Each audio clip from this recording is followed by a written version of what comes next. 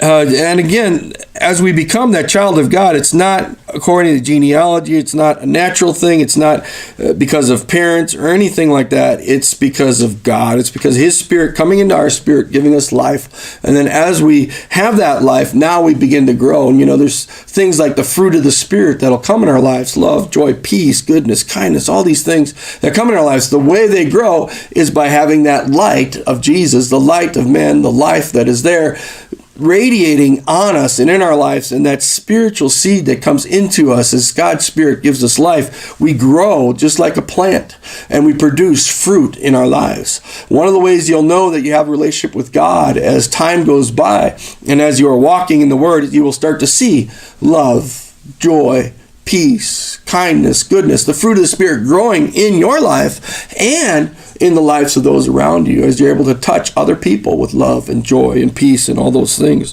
It's very important to be able to see that in our lives and know that it's a natural thing. The seed's there. The water of His Word is there. You water it with the Word, and you let that light and life of Jesus shine in you. It's going to produce fruit, because that's what it's made to do. You're going to have the fruit of the Spirit.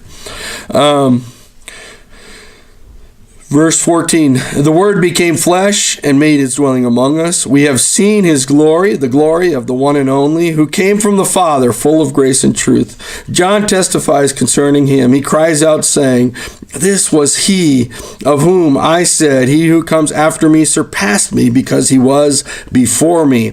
From the fullness of His grace we have all received one blessing after another. For the law was given through Moses. Grace and truth came through Jesus Christ. No one has ever seen God, but God, the one and only, who is at the Father's side, has made Him known.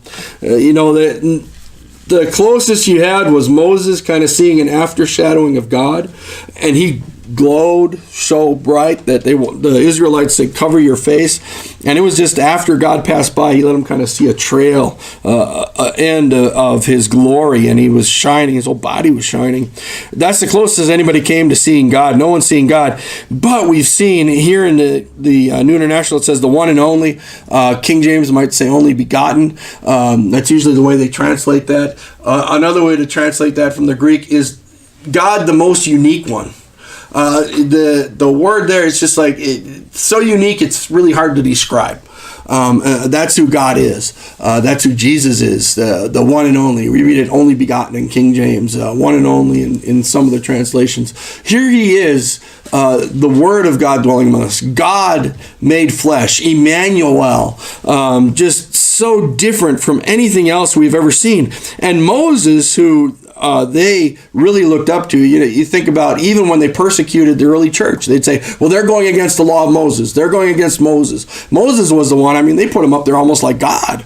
And yet he says here, Moses came and gave the law, but grace and truth come through Jesus Christ. So much more that we needed, because without His grace, without His mercy, without the reality of truth in our lives, we're never going to have that relationship with God. And that grace and truth comes through Jesus Christ. And that's where Jesus can talk about a time is coming when true believers are going to worship me in spirit and in truth. And that's where that truth comes, coming from the light of His Word, coming from understanding His Word, coming from receiving His Word, receiving Jesus for who He is, looking at His life and understanding what it's like to have God with us. We are actually able to see how God would react, how God would speak, what God would do if He was a man among us, because He came as a man among us. Pretty cool.